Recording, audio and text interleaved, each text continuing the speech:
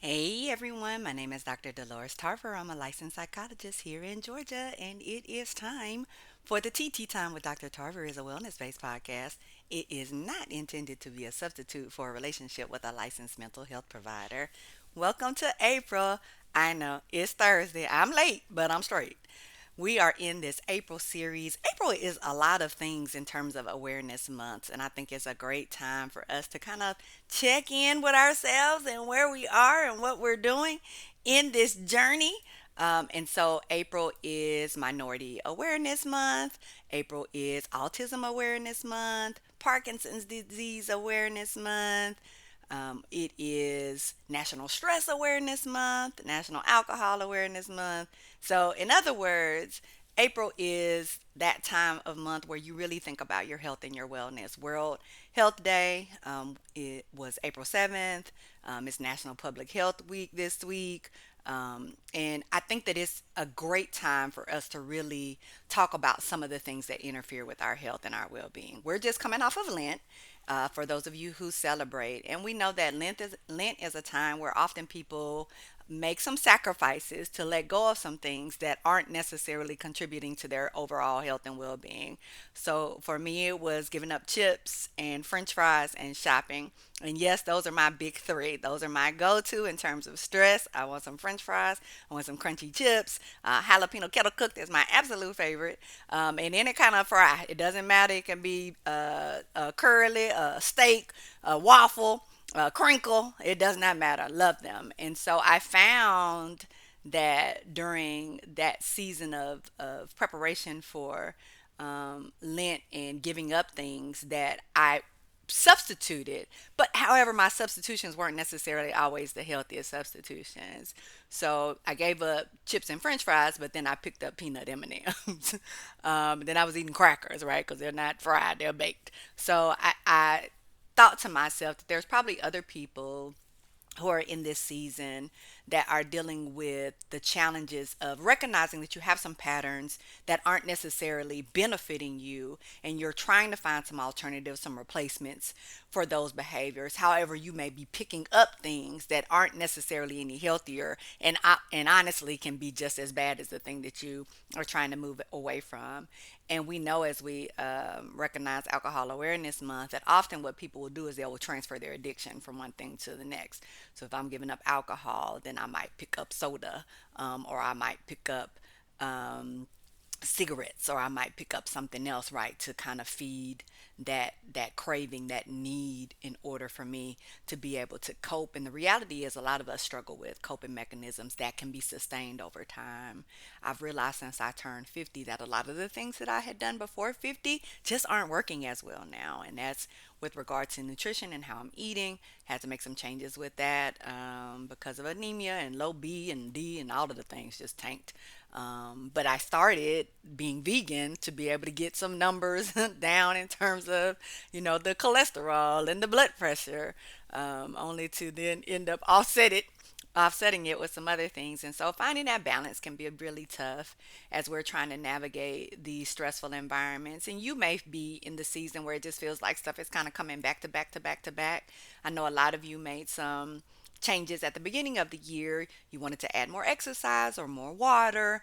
You wanted to be more mindful, reading scripture, praying, spending time away from electronics. And then as the months go on, you're finding like, wow, so I've kind of slid back into some of those patterns and I'm not really sure what's going on. We've talked about motivation, we've talked about clear goals and boundaries and all of the things. But today I really want to talk about decluttering. So, where are you going with this, Tarver? In recognizing that we are seeing a very much an increase in the amount of stress that people are experiencing. Understandably so, right? Our country's at war. It's very uncertain times. Everything has literally gone up. Some things have doubled, whether that's your tickets to go and see family members or to go on that conference or that much needed vacation, whether that's gas to travel around to get to work, whether that's food, the substance you need in order to be able to navigate your own health and wellness as well as your family's. Medication copays have gone up dramatically. We've seen here, even at the practice, people are paying upwards of $100 for their copay. And then it becomes this thing that I'm trying to do to allow myself to be well, then becomes something that I can't manage because now it's become an increased debt.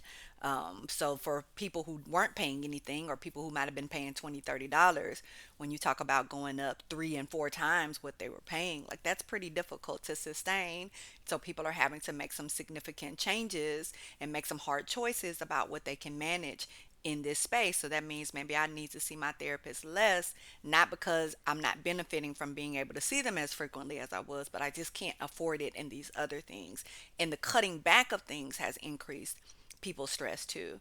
So what I find is when we don't have control in some areas, we try to over control in other areas, and those other areas may not necessarily be healthy areas and can end up being self-destructive, even though we're not necessarily intending them to be so when we're choosing them. Also, there are just higher levels of rumination and anxiety as that uncertainty kicks in, and we're thinking about all the worst possible scenarios and outcomes. You keep checking that bank account, and you keep wondering about if you'll be able to afford to retire. We've seen some people who weren't even getting paid here with our TSA workers, and so being able to try to figure that piece out of, okay, how am I going to even get my basic needs met? This is a very challenging time to purchase a home. I know a lot of people have been saving and looking to purchase, only to be able to recognize that if you hadn't closed on your house already, the interest rate just went up. That could mean a couple of extra $100 every month, which could be $20,000 by the end of a year, more that you're paying. So let's kind of talk about, or 20,000 over the course of the loan. So let's kind of talk about why decluttering is important. And as we're trying to navigate what we can control and create spaces where there is some healthy navigation and management of things, decluttering is a good way to do that. Decluttering in itself decreases stress. If you've ever been in a space where it was just not tidy, just disorganized, then it causes you to be discombobulated, disoriented. It is very much harder to concentrate in environments that are not clean. And I know that in times of stress, what ends up happening sometimes is we increase our clutter. It may be, the ongoing joke is I wash the clothes, but then I don't put them up for 10 to 15 business days. And so they're around in your space. They're on the couch or on their bed, and you're, sliding them out the way to be able to sit or to be able to go to sleep. And you're recognizing that. I know a lot of you collect those plastic bags from the grocery store, and you use them for different things, right? Because they're good trash can liners, and to be able to carry some things around, or to be able to line some things in your house. But you're recognizing, like, I've got 100 of them. I won't even use 100 of them in the course of a year. So being able to reduce the amount of things that you're not using is very important. One of the reasons that I gave up shopping is because I absolutely have a shopping addiction. But the other piece of that is because literally it's very hard to tell what you have when your house is so full of things that you've purchased. And if you're like everyone else, over time you're adding things, but you're not necessarily taking as many things away. And so then you end up having closets and closets full of things, but you don't actually know what you have in your closet. Can I even fit this stuff that's in the closet? Is it even dry rotted? Is it still usable?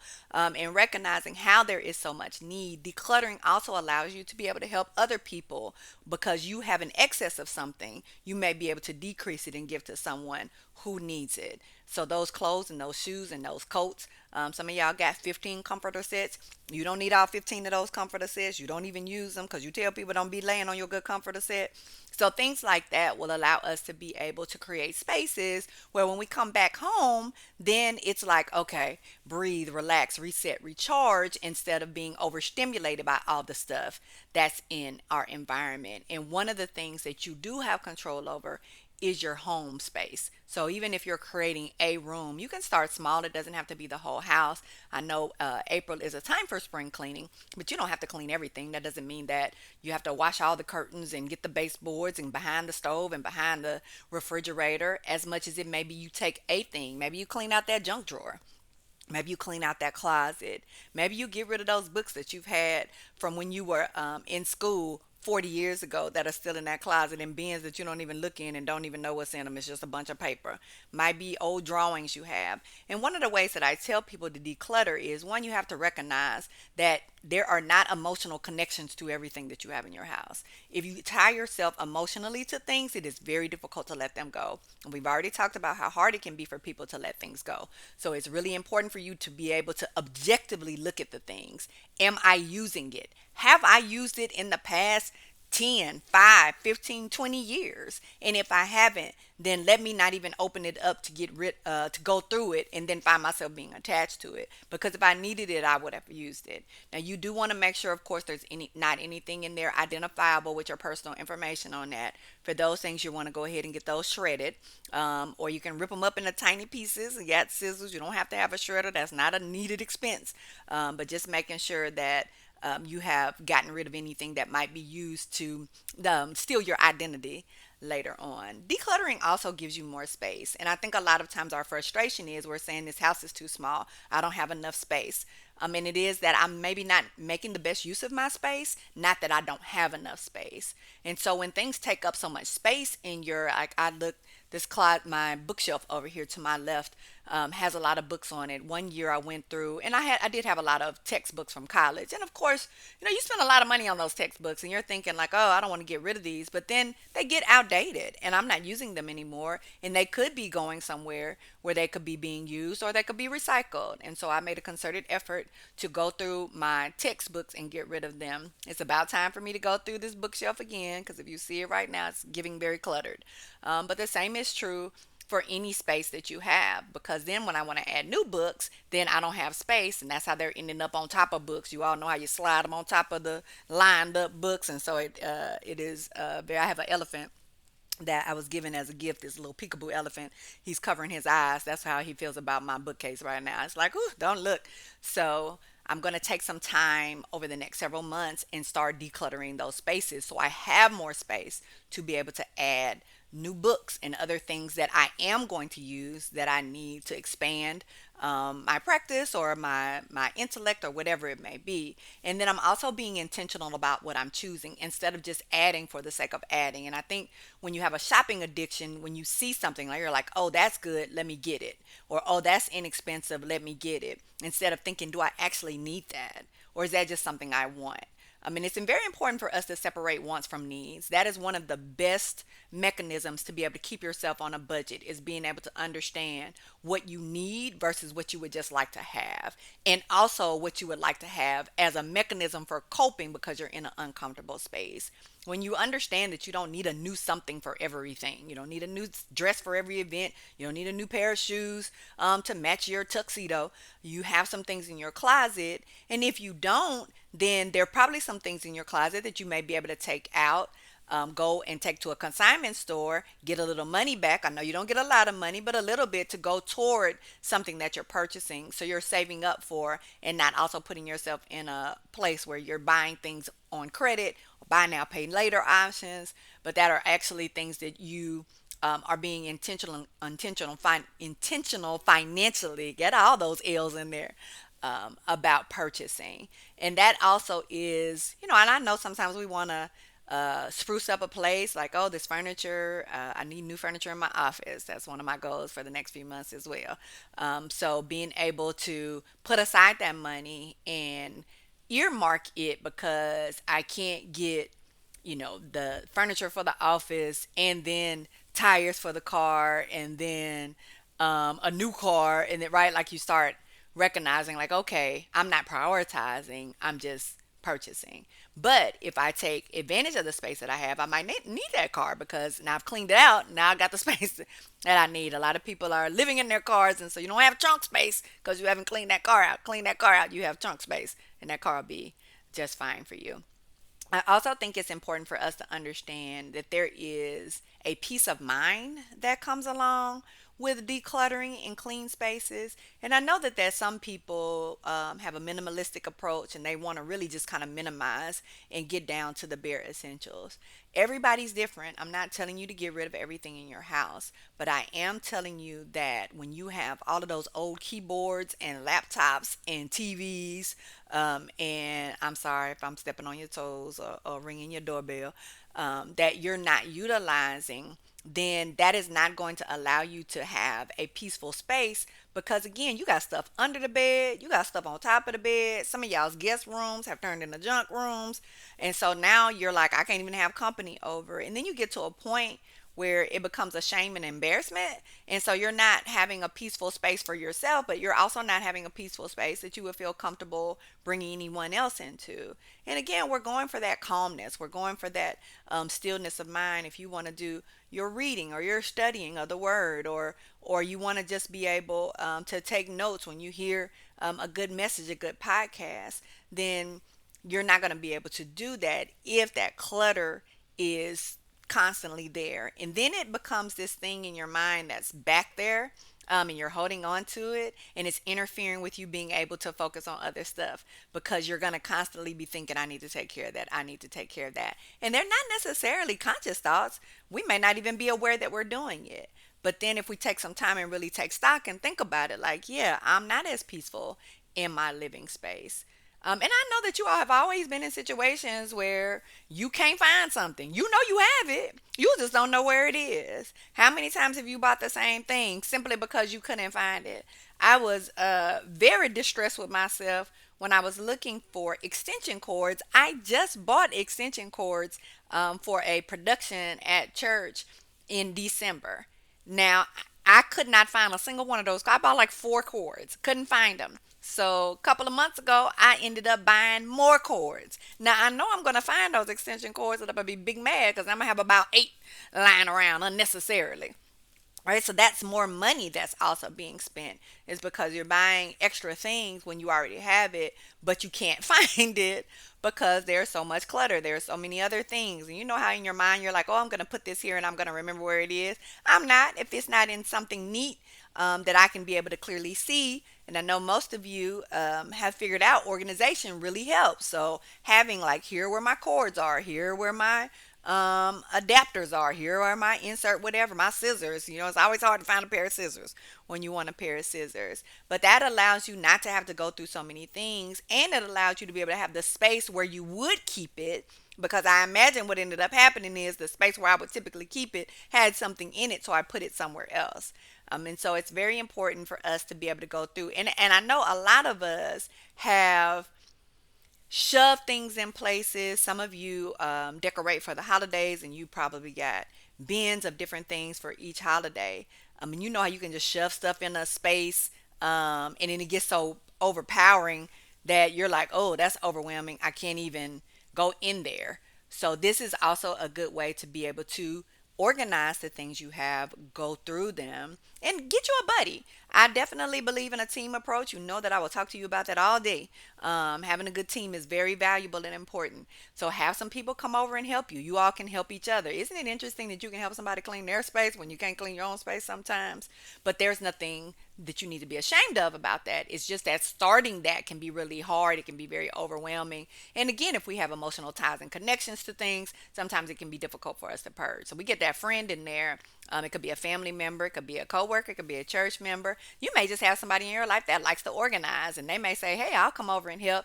Now, don't be getting mad at these folks when you gave them instruction and they are absolutely following the instruction that they have been given, and they understand the assignment. Don't try to change it up on them later because you're like, "Oh no, I want to hold on to that baggie from 6 years ago because this boy like breathed on it." Okay, we're not gonna do that.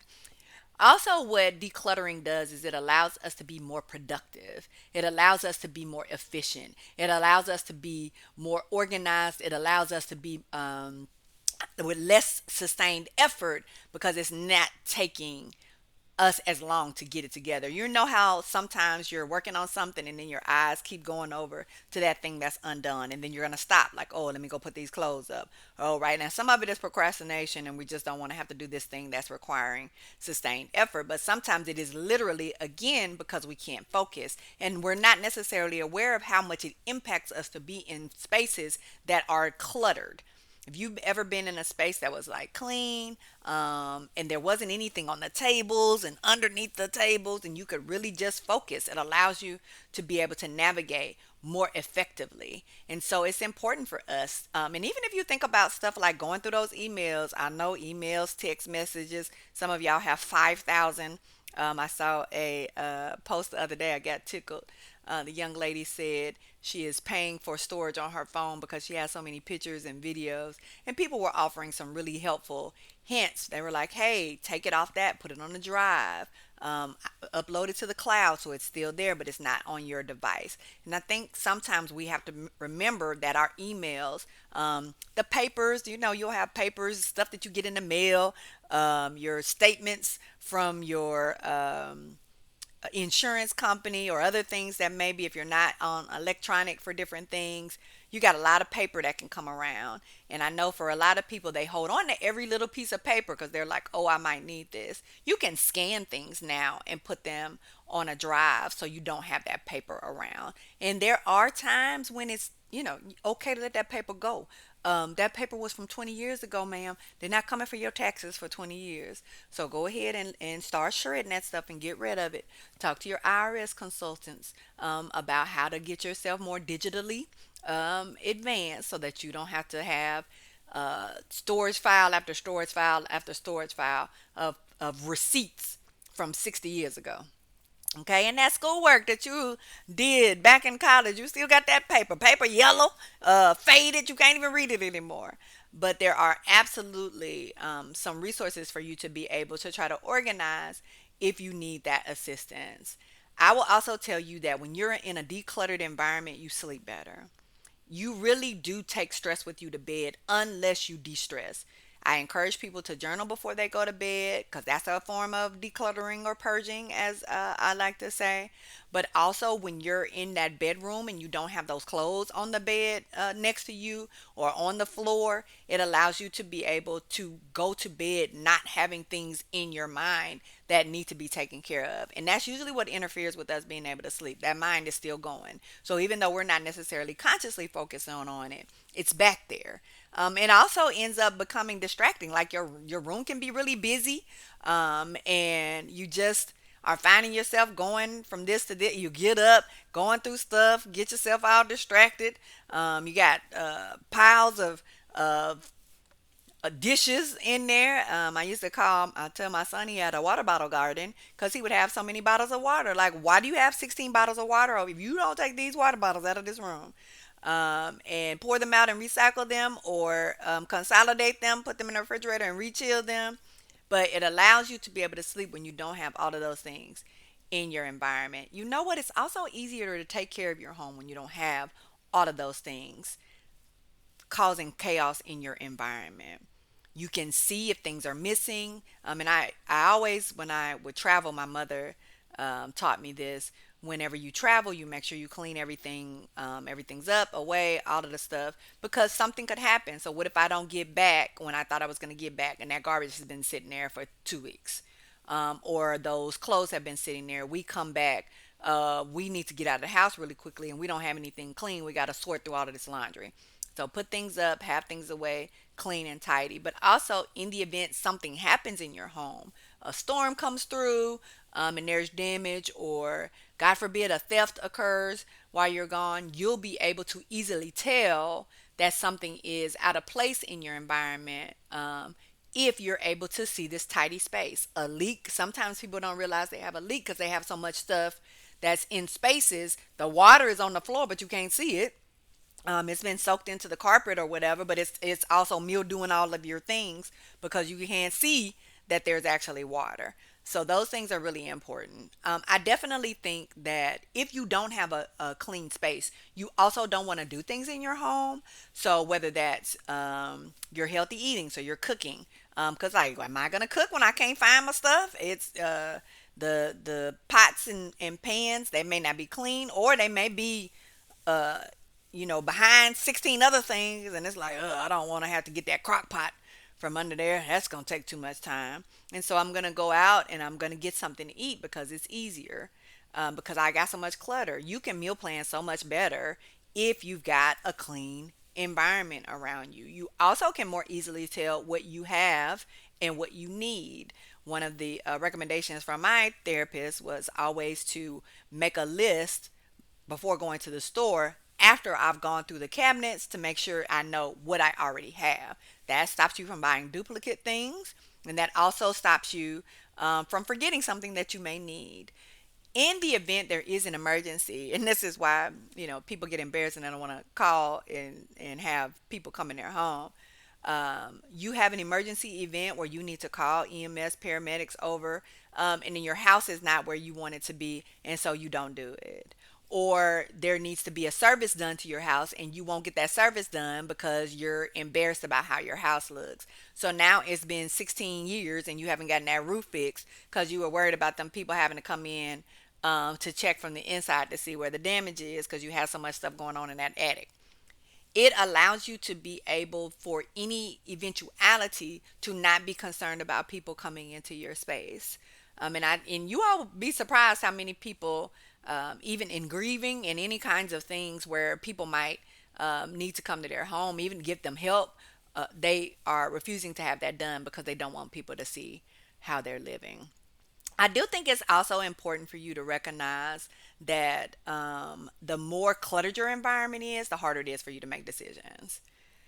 When you have so much going on in your home, it gives you this sense of being overwhelmed. And so we know that when decisions feel very, very big, it's hard for us to make them. And when there's so much going on in your environment, you're like, I don't know where to start. It's like, oh, I need this, I need this, I need this. And I really can't make a decision about anything because everything feels like it's closing in on me, literally.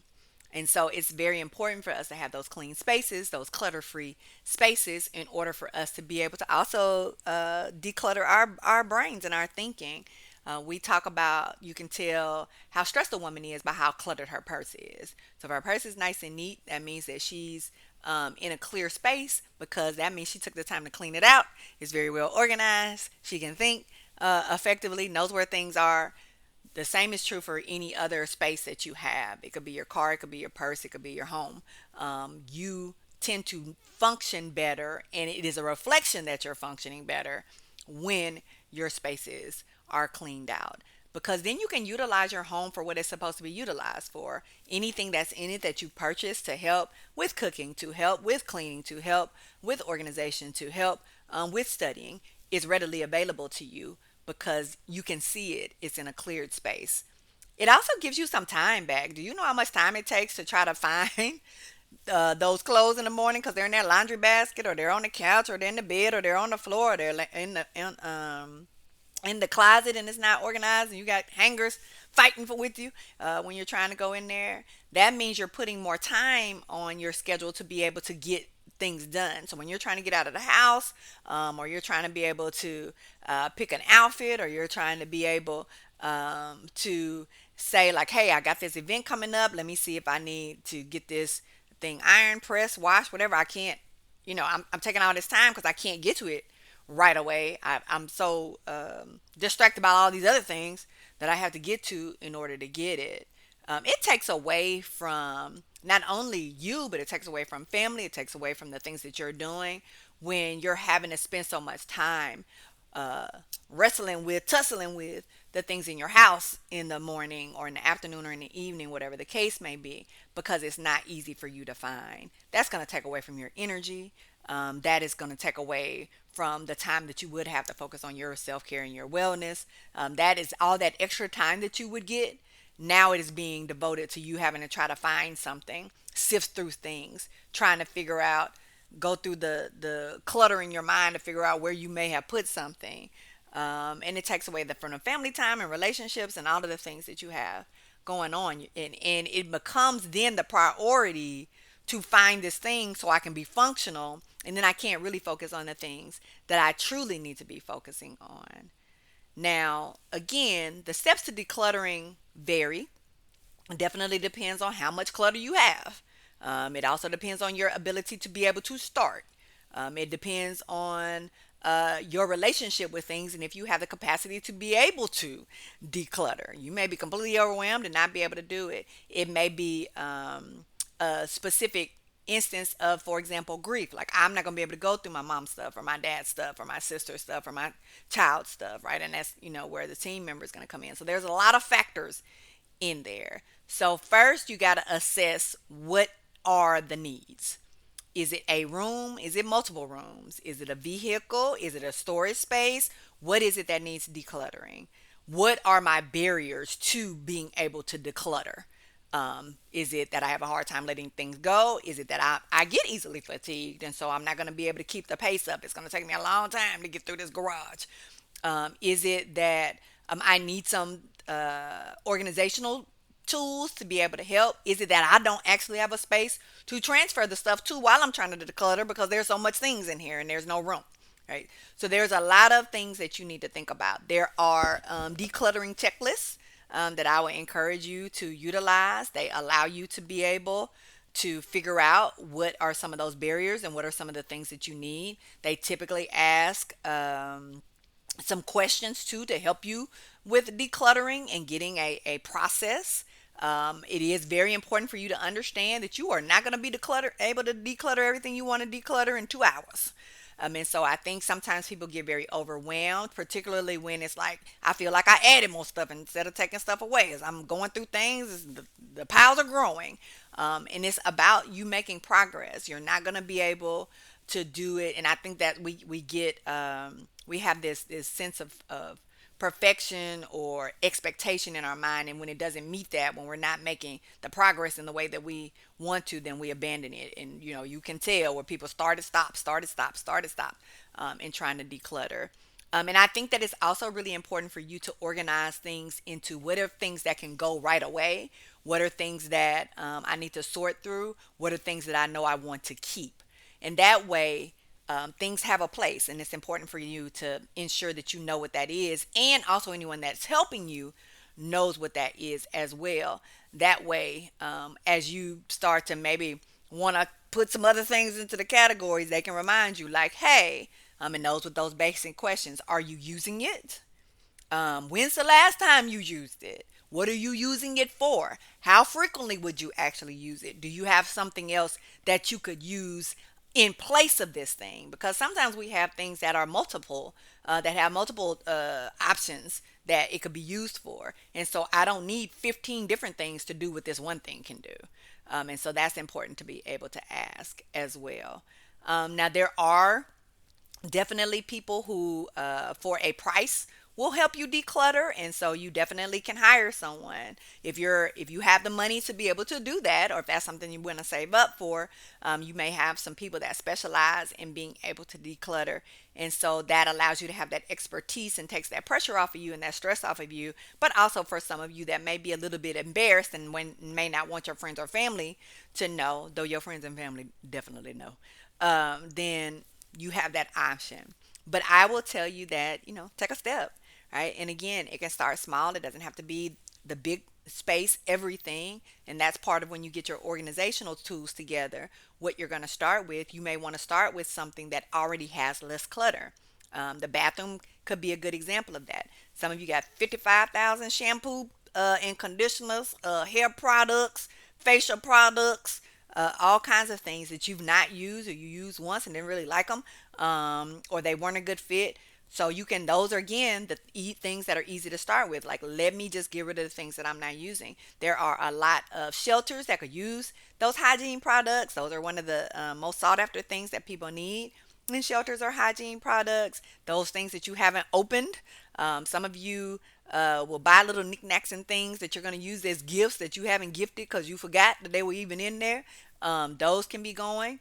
to organizations that give families things for the holidays. So you have a lot of options in terms of there are places that will come and get your things, like your furniture that you're not using anymore, for free. Take it and they'll give it to places that need it. So there are a lot of resources for you, and that may be also part of your declutter list, is what organizations assist with this, which are free, which charge. You might want somebody to come and haul the trash away, because you all got broken things. That's also another thing to start with, like the stuff that's broken and doesn't work and hasn't worked for years, and you know you're not getting it fixed.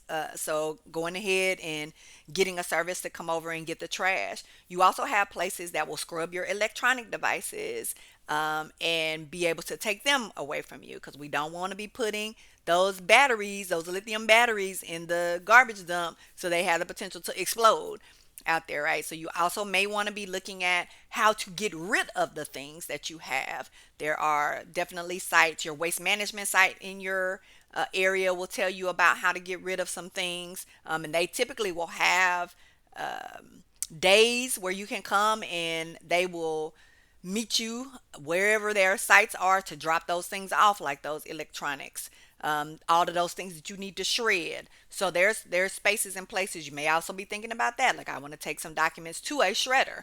That's an option for you if you don't have a shredder at home, but you have a large volume of things you want to shred. And particularly when you're needing to downsize, or you're moving, or there's been a loss and you've got to clean out a house, like, it's really, really important for you to recognize what services may be available so you don't have to be overwhelmed. There's also cleaning services. So for those of you that may not be in a position to clean, you may have some health issues that prevent you from cleaning, maybe have some mobility issues that prevent you from being able to clean effectively, that you have those resources as well. And those are things that you can include in your budget. So once a month, maybe, as I'm trying to get going, or once every 2 months. And then that will stop me from it growing back to the place of getting cluttered, because that's the other thing. Right? We always know the maintenance part is the hardest part. So I get it organized and decluttered and cleared out, but then I don't want to start the habit of, now it's back decluttered and I'm in the same space 3 months from now. So also being able to think preventatively about what I might be able to use. So in this month of April, in this de-stress, wellness focused month of April, one of the best things you can do for yourself is take some time to declutter. All right, be well.